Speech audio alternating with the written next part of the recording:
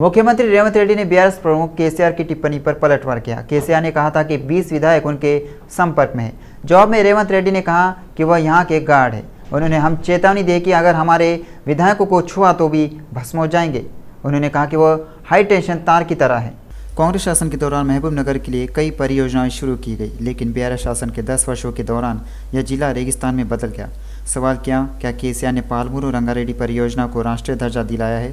क्या संसद में जाकर सोने के लिए बीआरएस को वोट देना चाहिए? उन्होंने विश्वास जताया कि लोकसभा चुनाव में महबूबनगर में कांग्रेस का झंडा लहराएगा। मालूम हो कि बीआरएस के नेता और तेलंगाना के पहले मुख्यमंत्री केसीआर ने लोकसभा चुनाव की पृष्ठभूमि में बस यात्रा करने का फैसला किया है। इस महीने की 22 तारीख से 10 मई तक केसीआर पूरे तेलंगाना में बस यात्रा पर निकलेंगे। केसीआर की बस यात्रा की अनुमति को लेकर बीआरएस नेता वासुदेव रेड्डी ने राज्य के मुख्य चुनाव अधिकारी विकास राज से मुलाकात की। यहां तक कि वासुदेव रेड्डी ने विकास राज को बस यात्रा का विवरण भी सौंप दिया। ऐसे में उन्होंने यात्रा को लेकर सुरक्षा कदम उठाने की अपील की। उन्होंने उनसे यह देखने को कहा कि यात्रा के लिए पुलिस सहायता प्रदान की जाए। वासुदेव रेड्डी ने यह सुनिश्चित करने को कहा कि चुनाव पारदर्शी और शांतिपूर्ण तरीके से आयोजित हो। कल की बीआरएस बैठक में केसीआर ने सुझाव दिया है कि प्रत्येक संसदीय क्षेत्र के भीतर 3 से लेकर 4 विधानसभा क्षेत्रों में रोड शो होंगे और नेताओं को बैठकर रूट मैप और स्थान तय करना चाहिए जो पार्टी के लिए उपयुक्त हो। उन्होंने कहा कि रोड शो सुबह 8 बजे से 10 बजे तक और फिर शाम 5 बजे से रात 10 बजे तक होगा। उन्होंने कहा कि वो बस यात्राएं करते हुए सार्वजनिक बैठकों में भी हिस्सा लेंगे। उन्होंने कहा कि सिद्दीपेट और वारंगल समेत अन्य इलाकों में कुछ सार्वजनिक बैठकें होंगी। कार्यकर्ताओं को घर घर जाकर प्रचार करने को कहा। संसद चुनाव से ठीक पहले बीआरएस पार्टी को एक और बड़ा झटका लगा है। मुख्यमंत्री रेवंत रेड्डी की मौजूदगी में पूर्व सांसद रविंद्र नाइक आज कांग्रेस में शामिल हो गए। वहीं राजेंद्र नगर विधायक प्रकाश गौड़ ने भी आज सीएम रेवंत रेड्डी से मुलाकात की। मुख्यमंत्री रेवंत ने रविंद्र नाइक को कांग्रेस का खंडवा ओढ़ाकर पार्टी में शामिल होने के लिए आमंत्रित किया है। वहीं पिछले कुछ दिनों से खबर आ रही थी कि प्रकाश गौड़ कांग्रेस में शामिल होंगे।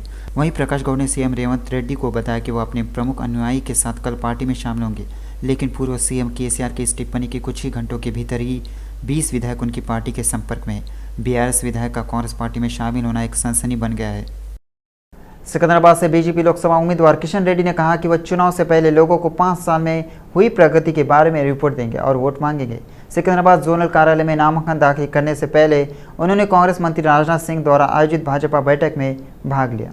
किशन रेड्डी ने कहा कि उन्होंने विधायक या केंद्रीय मंत्री के रूप में कोई गलत कार्य नहीं किया और नैतिक मूल्यों का पालन किया। इस दौरान रक्षा मंत्री राजनाथ सिंह ने सिकंदराबाद और मरकजगिरी सीटों पर बीजेपी उम्मीदवारों को जिताने की लोगों से अपील की। भाजपा के राज्यसभा सदस्य डॉक्टर के लक्ष्मण ने कहा कि बीआरएस और कांग्रेस मिली भगत की राजनीति कर रहे हैं। सिकंदराबाद में किशन रेड्डी के नामांकन के अवसर पर आयोजित एक रैली में उन्होंने कहा, हमें इस बात का अंदाज़ा नहीं है कि केसीआर का यह दावा है कि बीजेपी कांग्रेस सरकार को गिराने की साजिश रच रही है, अनुचित है। उन्होंने तीखी टिप्पणी करते हुए कहा कि जनता कांग्रेस सरकार को गिरा देगी। लक्ष्मण ने आगे कहा कि कांग्रेस बीआरएस के नक्शे कदम पर चल रही है। उन्होंने उन पर दिए गए वादे पूरे नहीं करने का आरोप लगाया। उन्होंने कहा कि सिकंदराबाद बीजेपी का गढ़ है और यहाँ कमल पार्टी की जीत तय है। उन्होंने कहा कि किशन रेड्डी ने सिकंदराबाद के लोगों के दिमाग में जीप की तरह काम किया है और आने वाले चुनाव में सिकंदराबाद में कांग्रेस और बीजेपी पर कोई असर नहीं पड़ेगा। उन्होंने भरोसा जताया कि बीजेपी 17 सीटों पर जीत की ओर बढ़ रही है। केंद्रीय मंत्री राजनाथ सिंह ने कहा कि पिछले 10 साल में बीजेपी सरकार में 1 रुपये का भी भ्रष्टाचार नहीं हुआ है। उन्होंने निष्कर्ष निकाला कि भाजपा भ्रष्टाचार मुक्त सरकार है। राजनाथ सिंह ने कहा कि किशन रेड्डी के सांसद बनने के बाद वह देख रहे कि सिकंदराबाद का कितना विकास हुआ है। तेलंगाना राज्य में सत्ता में आई बीआरएस सरकार, जिसे कई लोगों के बलिदान से हासिल किया गया था, राज्यों को पूरी तरह से लूट लिया। उन्होंने भाजपा से प्रत्येक मतदान केंद्र पर उच्चतम प्रतिशत वोट प्राप्त करने, कमल के फूल के निशान के साथ मतदान करने, किशन रेड्डी को सांसद के रूप में अभूतपूर्व जीत दिलाने और नरेंद्र मोदी को तीसरी बार प्रधानमंत्री बनाने की अपील की। हम राजनीति यदि करते हैं तो नेशन बिल्डिंग के लिए राजनीति करने वाले हम सब सारे लोग हैं। और जहां तक तेलंगाना का प्रश्न है, मैं जानता हूं यह गेटवे ऑफ साउथ इंडिया है। तेलंगाना राज्य जो बना है इसका श्रेय केवल बीआरएस को नहीं है। मैं जानता हूं सैकड़ों लोगों ने तेलंगाना राज्य बनाने के लिए अपना बलिदान दिया है, अपने प्राणों को न्यौछावर किया है। उसके बाद यहां पर बीआरएस की गवर्नमेंट बनी है और बीआरएस ने जिस तरीके से उस गवर्नमेंट ने करप्शन को बढ़ावा दिया है, जनता की गाढ़ी कमाई को लूटा है। बहनों भाइयों, जिन लोगों ने तेलंगाना राज्य बनाने के लिए बलिदान दिया है, उनकी आत्मा उन्हें कभी माफ नहीं करेगी। क्या कारण है? कांग्रेस हो, भारत भारतीय ये बीआरएस, ये लोग जब गवर्नमेंट बनाते हैं इन लोगों के ऊपर करप्शन के चार्जेज लग जाते हैं।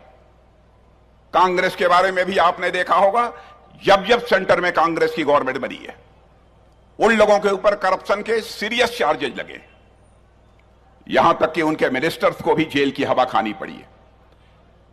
लेकिन चाहे हमारे आदरणीय अटल बिहारी वाजपेयी जी की सरकार रही हो, चाहे आज मोदी जी की सरकार है, भारत नहीं कोई दुनिया का कोई भी व्यक्ति उंगली उठाकर नहीं कह सकता कि हमारी बीजेपी लेड गवर्नमेंट के ऊपर एक भी करप्शन का चार्ज हो। गवर्नमेंट कैसे चलाई जाती है, गवर्नमेंट कैसे चलाई जाती है, इसकी कला यदि किसी को आती है तो भारतीय जनता पार्टी को आती है। बहनों भाइयों, हमारे मोदी जी के नेतृत्व में हमारा देश कितनी तेजी के साथ आगे बढ़ रहा है। भारत का स्टेचर, भारत का कद सारी दुनिया में बढ़ा है। पहले इंटरनेशनल फोरम पर भारत कुछ बोलता था तो भारत की बातों को जिस गंभीरता पूर्वक लिया जाना चाहिए नहीं लिया जाता था, लेकिन आज इंटरनेशनल फोरम पर भारत कुछ बोलता है, दुनिया कान खोलकर सुनती है कि भारत बोल क्या रहा है। यह भारत की हैसियत सारी दुनिया में बनी है। इतना ही नहीं, इकोनॉमी, अर्थव्यवस्था के आकार के मामले में 2014 में हमारा भारत दुनिया के देशों में 11वें स्थान पर खड़ा था, लेकिन हमारे प्रधानमंत्री मोदी जी ने वह करिश्मा कर दिखाया बहनों भाइयों कि हमारा भारत केवल 7 वर्षों में जो दुनिया में 11वें स्थान पर खड़ा था इकोनॉमी की साइज के मामले में, वह जंप लेकर 5वें स्थान पर आ गया। और सारी दुनिया के बड़े बड़े फाइनेंशियल फर्म्स, सारे अर्थशास्त्री यह दावा कर रहे हैं कि मोदी जी के नेतृत्व में जिस तरीके से भारत आगे बढ़ रहा है, भारत इस समय विश्व की फास्टेस्ट ग्रोइंग इकोनॉमी है, सबसे तेजी से आगे बढ़ने वाली अर्थव्यवस्था है। ऐसे ही भारत आगे बढ़ता रहा, 2027 यानी 2027 आते आते हमारा यह भारत दुनिया की टॉप 3 कंट्रीज में खड़ा हो जाएगा। यह गवर्नमेंट कैसे चलाई जाती है, इसकी कला यदि किसी को सीखनी हो तो हमारी गवर्नमेंट से सीख सकता है, हमारे प्रधानमंत्री से सीख सकता है। मैं कांग्रेस की याद दिलाना चाहता हूं, farmer reserve bank of India के चेयरमैन मिस्टर सुब्बा राव ने एक पुस्तक लिखी है। उन्होंने लिखा है कि कांग्रेस की गवर्नमेंट में इकोनॉमी की हालत जैसी थी वैसी थी, लेकिन उनकी इकोनॉमी, उनकी अर्थव्यवस्था ठीक तरीके से आगे बढ़ रही है। एक रोजी पिक्चर, एक गुलाबी पिक्चर उसकी पेश करने के लिए बराबर उनके ऊपर दबाव डाला जाता था। बहनों भाइयों, झूठ बोलकर जनता को गुमराह करके सरकार नहीं चलाई जा सकती। सिकंदराबाद संसदीय क्षेत्र के लिए भाजपा उम्मीदवार के रूप में किशन रेड्डी ने नामांकन के अवसर पर कार्यकर्ताओं और लोगों ने विशाल रैली निकाली।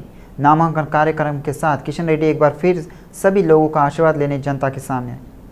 किशन रेड्डी ने सिकंदराबाद संसदीय क्षेत्र के मतदाताओं, नेताओं, कार्यकर्ताओं और लोगों से 13 मई को संसदीय चुनाव में अब की बार 400 पार का नारा देकर भाजपा को जीताने का आह्वान किया। उन्होंने भाजपा से प्रत्येक मतदान केंद्र पर उच्चतम प्रतिशत वोट प्राप्त करने, कमल के फूल के निशान के साथ मतदान करने, किशन रेड्डी को सांसद के रूप में अभूतपूर्व जीत दिलाने और नरेंद्र मोदी को तीसरी बार प्रधानमंत्री बनाने की अपील की। विधायक पैडी राकेश रेड्डी ने भाजपा प्रदेश अध्यक्ष किशन रेड्डी के नामांकन कार्यक्रम में आए सभी भाजपा कार्यकर्ताओं और लोगों को धन्यवाद दिया। उन्होंने कहा कि एक तरफ न्याय और दूसरी तरफ अन्याय के बीच की प्रतिस्पर्धा है। राकेश रेड्डी ने कहा कि नरेंद्र मोदी ने पूरी दुनिया में बीजेपी और भारतीयों को अभूतपूर्व सम्मान दिलाया है। इस चुनाव में भाजपा को 400 से अधिक सीटों पर विजय दिलाने के लिए सभी हिंदुओं को संगठित होकर एकजुट होना होगा। सिकंदराबाद को अपनी भागीदारी के लिए आशीर्वाद देने के लिए सभी को आगे आना होगा। कांग्रेस नेताओं ने कहा कि कांग्रेस पार्टी जाति, धर्म और क्षेत्र से ऊपर उठकर सभी वर्ग के लोगों के साथ न्याय करने वाली पार्टी है। सोमाजीगुड़ा के जया गार्डन में कार्यकर्ताओं की बैठक हुई। रोहिन रेड्डी की अध्यक्षता में हुई इस बैठक में मुख्य अतिथि के रूप में राज्यसभा सदस्य अनिल कुमार, मेयर गदवाला विजय लक्ष्मी, सिकंदराबाद सांसद उम्मीदवार दानम नागेंद्र, पार्षद संगीता और अन्य ने संबोधित किया। उन्होंने उन लोगों से कहा कि जो घृणित राजनीति से लाभ उठाना चाहते वे बुद्धिमान बने। उन्होंने सभी धर्मों के लोगों से अपने देवताओं से प्रार्थना करने और विकास के लिए वोट करने की अपील की है। उन्होंने कहा कि कांग्रेस पार्टी वह पार्टी जिसने देश में अद्भुत संस्थान स्थापित किए और हज़ारों लोगों को रोजगार दिया। उन्होंने कहा कि सिकंदराबाद संसदीय क्षेत्र के सभी विधानसभा क्षेत्रों में व्यापक अभियान चलाया जाएगा। तेलंगाना में लोकसभा चुनाव के लिए नामांकन का दाखिल करने का प्रक्रिया जारी है। जहां कई नेताओं ने कल अपना नामांकन दाखिल किया, वहीं आज कुछ और नेताओं ने अपना नामांकन दाखिल किया। इसके तहत हैदराबाद सांसद असदुद्दीन ओवैसी ने विधायकों, AIMIM पार्षद और स्थानीय नेताओं के साथ हैदराबाद कलेक्टर कार्यालय में नामांकन दाखिल किया। इस दौरान असदुद्दीन ओवैसी जिंदाबाद और AIMIM जिंदाबाद के नारे लगाए।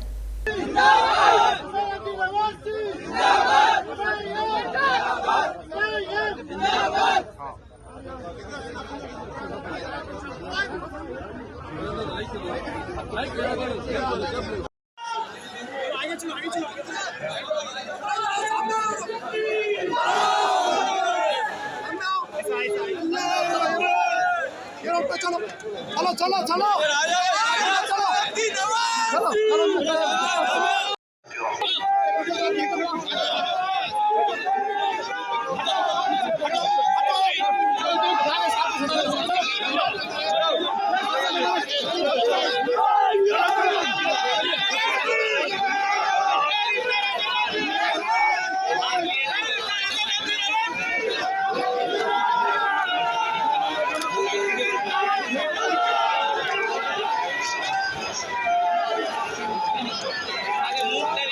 कपट नीति का उपनाम ही कांग्रेस है। बीआरएस के कार्यकारी अध्यक्ष के ट्वीट पर कांग्रेस एमएलसी बालमुरु वेंकट ने पलटवार किया।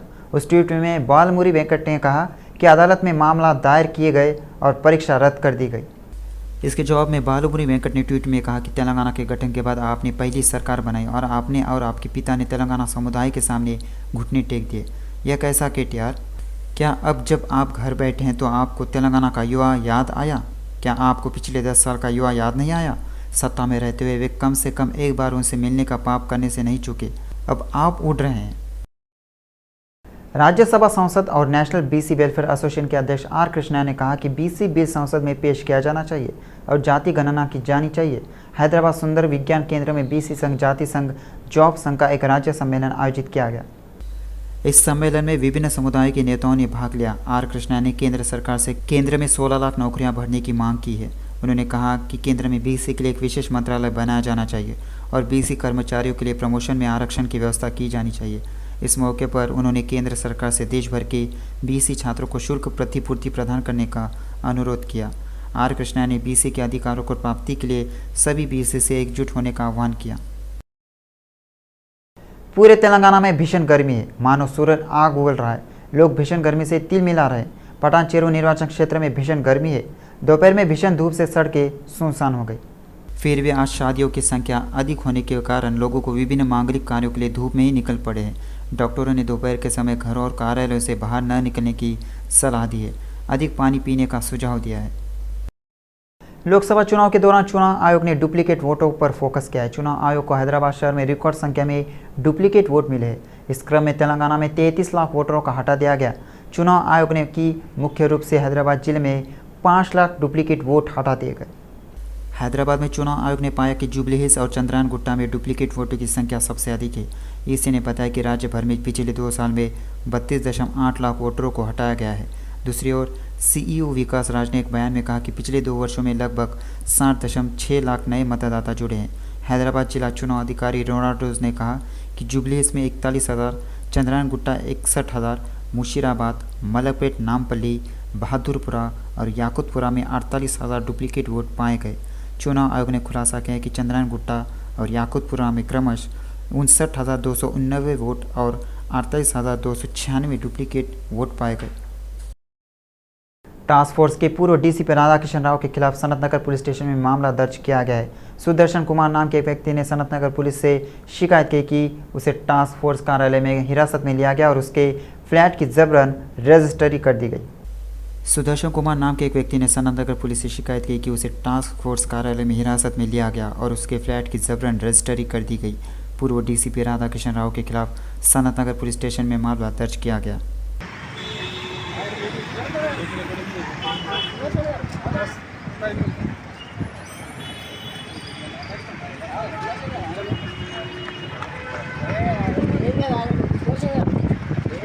ఏం కాదు చిన్న స్మాల్ బైట్ ఇవ్వండి అంతే।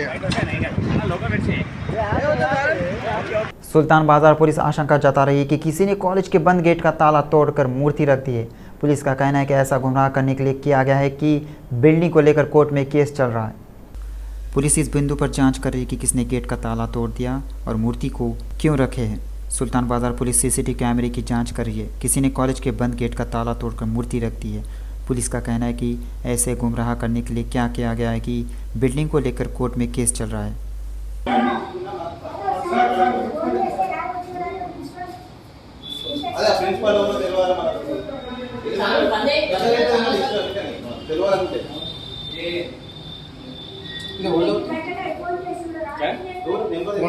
कौन खोदा लेबर खुद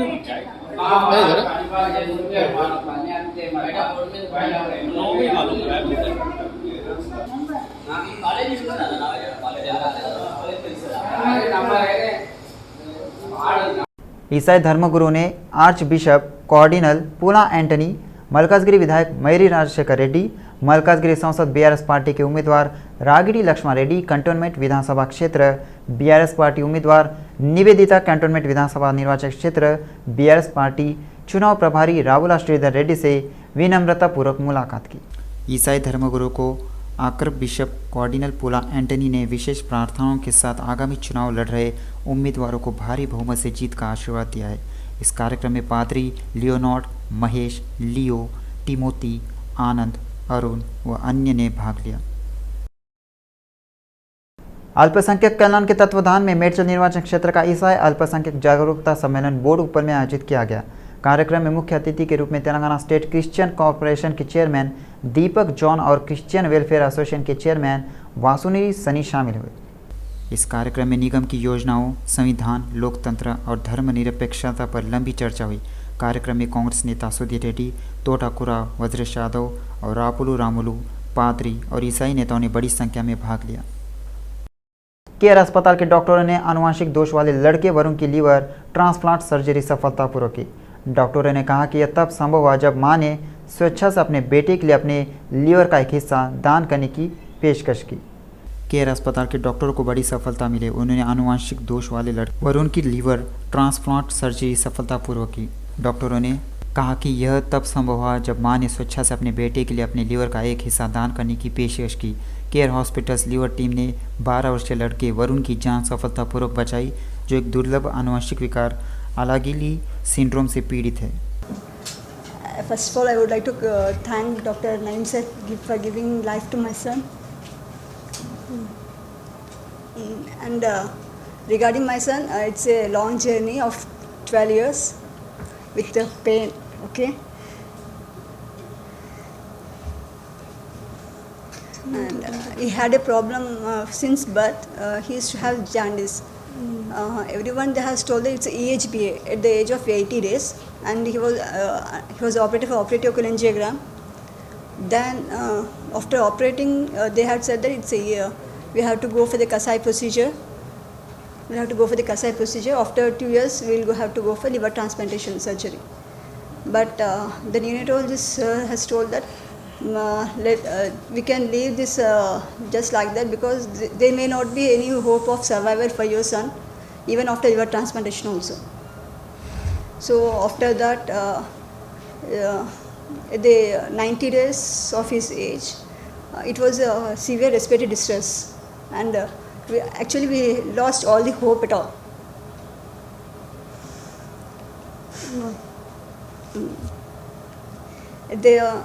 So in the same way, we have went to many hospitals, and but at the age of 8 years in the Narayani Hrudayalaya, he was diagnosed with Alagille syndrome. Afterwards, we came to Dr. Naim sir in the year of 2021. Actually, we are afraid of the liver transplantation surgery, because wherever we went, we didn't get any hope at all. But this is the only one sir who assured us that there is a life for your child.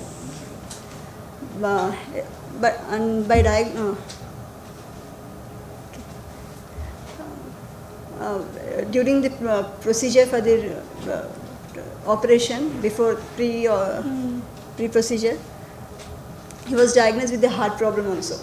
So at that time, the sirs and everyone supported us, and during the surgery, Actually, used to say that we won't should be silent, otherwise we'll get itching. So we all have to know.